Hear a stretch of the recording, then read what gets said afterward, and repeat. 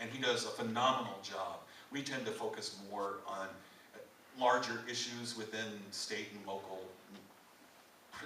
municipalities. But that doesn't mean if there's a case that comes before us that we wouldn't work closely with Mickey's group, Mikey's group, and also the Freedom from Religion Foundation in Wisconsin, the ACLU, many of these other organizations that have a lot more resources. Again, somebody asked me about In God We Trust and Under God in the Pledge.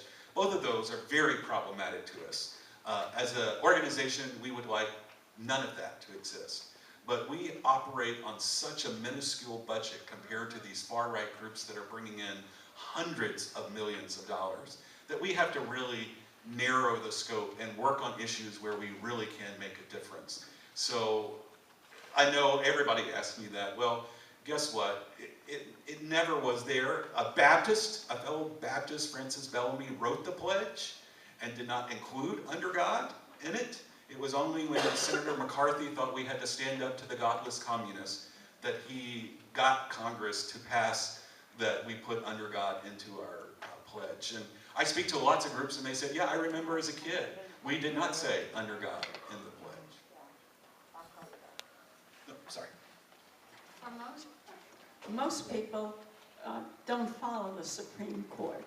You know, people like me, we watch every minute and wait for the results. I think for most people, these are heavily emotional issues. They just feel it in their gut and they know they're right. And I wondered how you, when you come across groups like that, how do you deal with that? It's very similar to one of the first questions that I ask. How am I received when it's not so much speaking to the choir? I try to help them understand that I am with you. I understand that you want to have your religious freedom protected. And believe me, we're just trying to make sure everybody's religion is protected. It seems so simple. I'll give you an example, and I've used this with our chapter leaders a lot. I pastored in Greenville, South Carolina, where Bob Jones University is. And I was asked to give prayers at many public settings.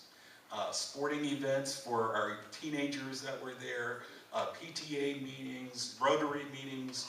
And as a young minister, they liked having a young minister speak to a group like that and give a prayer. And so I would choose which ones I did, and if I was sure that it wasn't being endorsed by a government, I would most of the time do that. But the one guy who just in my congregation wanted me to pray at everything. I mean, he was dragging me all over Greenville to pray at things. And he got transferred to Salt Lake City, Utah. And his business sent him to Salt Lake City, and it could have been maybe 3 or 4, maybe at most 6 months. And I got a call, and I said, how are you doing? He goes, Pastor, I get it. I said, what do you get? I understand what you were saying about the separation of church and state. Everything in Salt Lake City is controlled by the Mormons. And it feels very unsettling to be in the minority. We were at a political forum this morning, not religious, but it was remarked in that, we're from Pennsylvania, we have an election coming up. But anyway, that the Supreme Court for the first time ever does not have a representative that is Protestant. Okay. And that a lot of the underlying theology of some of these decisions, like the Hobby Lobby and anything connected with contraception, seems to be more heavily weighted with Catholic theology, despite the new Pope. And so there's concern about that sort of leaning in terms of the types of decisions that are going to be coming forward for the Affordable Care Act and other kinds of things.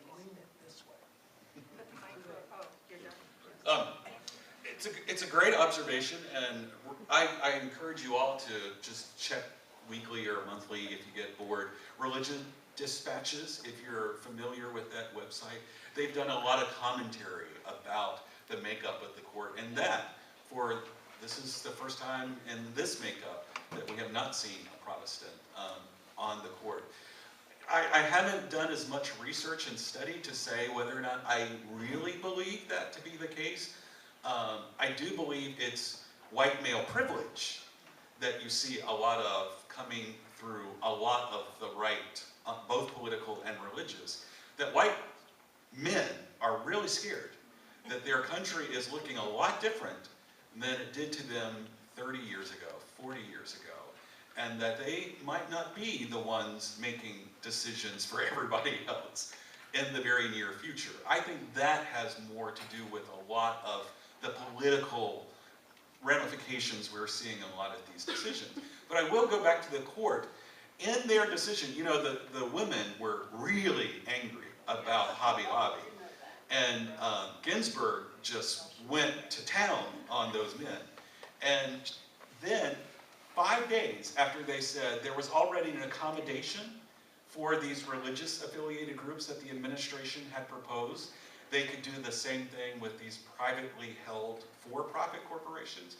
5 days later, if not sooner, they issued the decision in Wheaton College saying that they would not have to do what they had said in their decision. So the majority decision in Hobby Lobby, just less than a week later, was undermined by those same justices when they gave the exemption to Wheaton College until the nonprofit decision is decided by the court. And then Ginsburg went at it again. She goes, the very example you upheld in your majority opinion in Hobby Lobby, you're now undercutting in this decision for Wheaton College. Question over here? Yes, some people can correct me if I'm wrong. I believe at some meetings I learned that Please believe put it- the mic close. in Chicago, the Catholic Diocese wrote a new contract for its teachers in the Catholic schools, which basically told them in the public they could never come out and oppose something that the Catholics teach. In other words, outside say, yes, I believe in contraceptives or anything else. What's happening with cases like that? I do not have an answer for you. I can find out and email Janice when I talk to my legal team. But I do know that is happening. We have a music minister in Virginia at a Catholic parish. The church knew he was gay. And again, if you study Catholic doctrine, being gay, the sexual orientation part, is not the sin. It's the acting out on it. And so he married, when DC legalized marriage, this music minister who had been with his partner for 30 years, married his partner, and he was immediately fired from that. I hate to answer the Illinois question, but unfortunately, it's a step further than that. Not everybody working for the Catholic schools in Illinois are Catholic. And yet on your Facebook page, on a lot of what you're doing, at least, and this is 3 months old, so it may have changed, that the new contract said publicly you have to follow Catholic doctrine.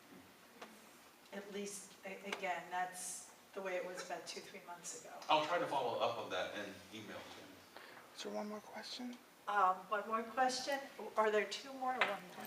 There's 2 more. Can I do? Yeah, we have time for 2 more. One over here, because geographically you're here. Just real quick, I'm interested in your views on vouchers.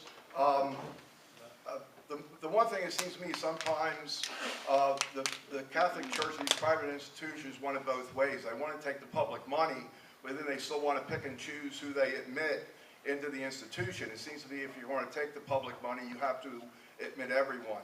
I'm just interested in your views on that, please. Absolutely.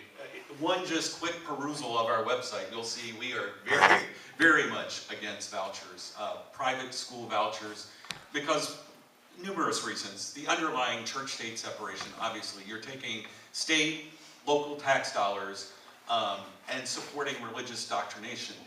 When I was a kid, I got $1 a week for an allowance, and I had to give at least a quarter. My parents believed in more than tithing. Into that plate. Well, as I got older, I got to understand the value of giving to a religious institution that I believe in.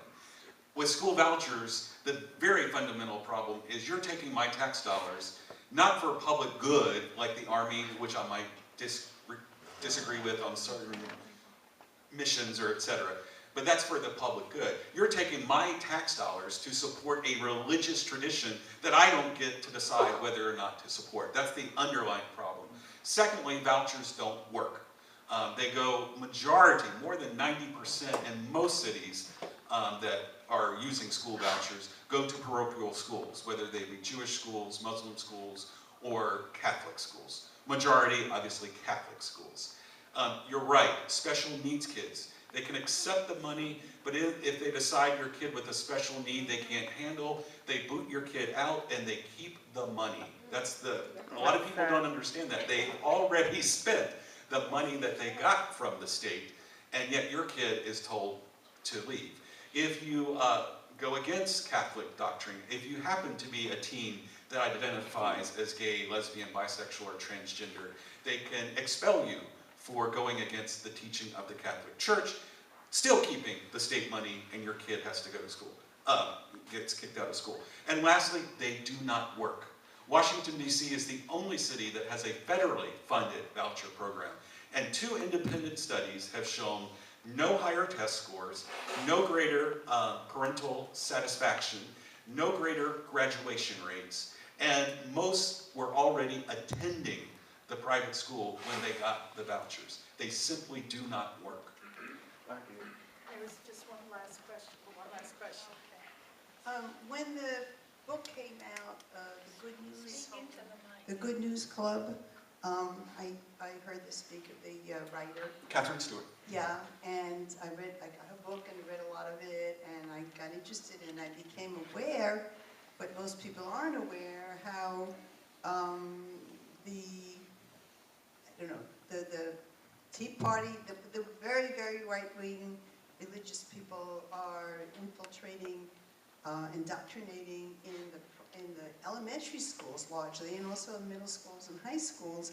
They managed to get into the schools via club, after-school club, which, anyway, this is a long story how they do that, but there was and then also they get into the teams with the teams after school, and then they have their prayer services at the teams, all this stuff, which is really horrendous, and most people don't know about it.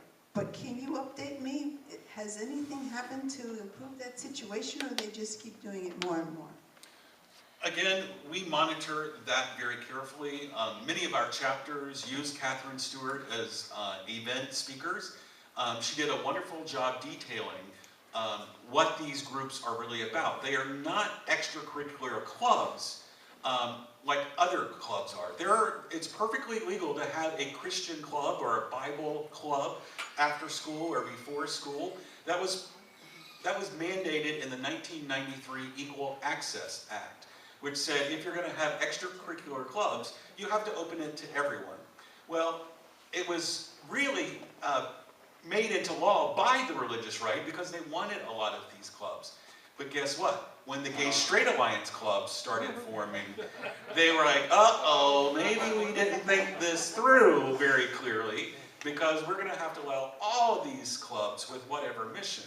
I can't update you any further except go to our website and click on in events, and you'll see some of Catherine's writing. Or I applaud her book, The Good News Clubs. It's Catherine Stewart. She goes into great detail that what we fear is that these are administrators that are really pushing religion into a very impressionable age of students. They are not high school students that are gathering to pray at the flagpole, which is okay. There's nothing wrong with students praying at the flagpole as long as administrators and teachers and faculty or coaches are not part of it. If the student initiates it, and there's a group called See You at the Pole that does it in September, we support their right as long as it's not being encouraged by any school official. And they can't participate because then it gives the appearance that they are endorsing whatever prayer or whatever religion is being sponsored. But those Good News Clubs for elementary school children are very, very scary to see what indoctrination is being done in a public school setting with a very impressionable age group. Thank you very much. Everyone, let's get one more round of applause.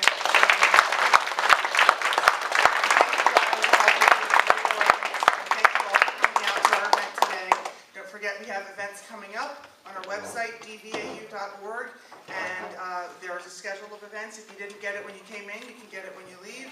And there's still some more fruit and snacks, so help yourself on your way out. And thank you all for coming. And Gloria has one thing to add. Can I add one more thing to add? I brought some Church State magazines. I live in a 2-bedroom, over 55 community. Anybody that would like one of those, I'd appreciate taking it. Help yourself to as Take much any of the literature as you magazines. want. We have more. Thank you, everyone. Thank you for coming.